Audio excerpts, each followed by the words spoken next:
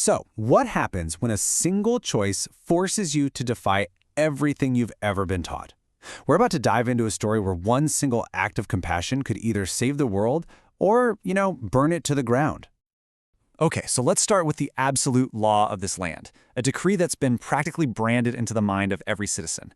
For our hero, Alara, this law turns what should be a miraculous discovery into an immediate death sentence. No questions asked. And this law, it forces an absolutely impossible dilemma, pitting Alara's own survival against the life of a newborn, completely helpless creature. And look, the choice is brutally simple. There's just no middle ground here. She can flee, obey the law, and save her own skin, but that means leaving the first dragon seen in 500 years to die. Or she can stay, defy a tyrant, and risk the cleansing fire for a creature she literally just met. And just like that, with those 5 simple words, Ilara's life is changed forever. In that moment, she's not just a girl trying to get by in a harsh world anymore. She becomes a guardian, the keeper of a secret that could change everything. So she makes this choice, and right away it throws her into her first big mystery, a healing that seems totally straightforward, but is actually anything but. Now, on the surface, this plays out like a classic fantasy story, right? You've got the dying friend, a super rare, legendary herb, and a miraculous recovery. She crushes the plant, gives it to Leo, and, just like the legends promise, he starts to get better. Simple. But, and this is the huge twist, Alara realizes the legendary herb had already withered into nothing more than common hay before she even got to him. That miracle cure she gave him, yeah, it was totally useless. Which, of course, brings us to the big question of this whole section. If the herb did nothing, what in the world was powerful enough to pull her friend back from the brink of death? And the answer? Well, it's going to force Alara to consider a completely impossible source for this incredible healing power.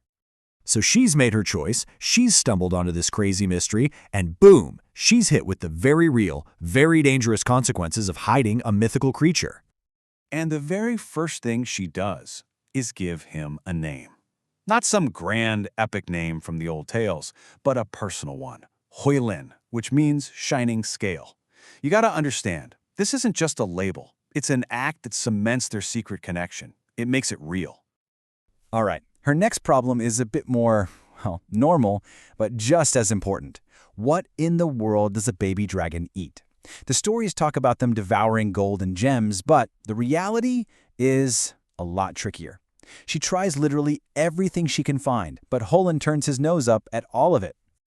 And the answer is weirder than any of the old legends. Hoilin doesn't want regular food.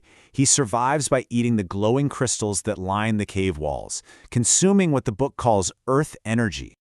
And let me tell you, this crystal diet, it has an absolutely explosive effect on his growth. In just 3 days, Hoilin goes from the size of a little dog to as big as a goat. I mean, the speed is incredible, but it's also terrifying. How long can you possibly hide something that's growing that fast? And this all leads us to the story's incredible climax. It's a moment where a dangerous accident forces a profound revelation, one that completely flips the script on what everyone thinks they know about dragons. So Alara gets back to the cave, but this time something's very wrong. She's badly hurt. She fell, and she has this deep, bleeding wound on her arm. She's losing blood fast, and she's about to collapse. Hoilin sees her and just reacts. He leans in and breathes on her wound, but it's not fire. Not at all. It's not the destructive force of legend. It's this warm, gentle wind that smells like ozone and fresh spring grass. And in this, this moment of pure magic, the wound closes right before her eyes. The skin knits itself back together, the bleeding stops, and what was a life-threatening injury just becomes a faint pink scar, completely healed in an instant. And right there, that's the moment that changes everything.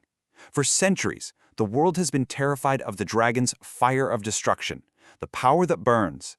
But somehow, they completely forgot, or maybe, just maybe, they chose to ignore the other side of that magic, the flame of life that nurtures and creates. And all of a sudden, this weird, cryptic note Alara once read in some forbidden book, it all clicks into place. The legends weren't just wrong, they were incomplete. Dragons weren't just destroyers, they were healers. This thing wasn't a monster at all. It was a source of life in a world that's dying. So, okay, what does this massive, world-changing discovery actually mean for Elara and Hulin going forward? What does it even mean to protect a secret this big? While the whole dynamic between them has shifted, it's not just Elara protecting Hulin anymore. They're partners now. They're mutual guardians. She protects him from a world that wants him dead, and he protects her with a power that can literally bring things back to life. And that, of course, leaves us with the big, haunting question. Hulin is growing. His power is undeniable, and the world is always watching.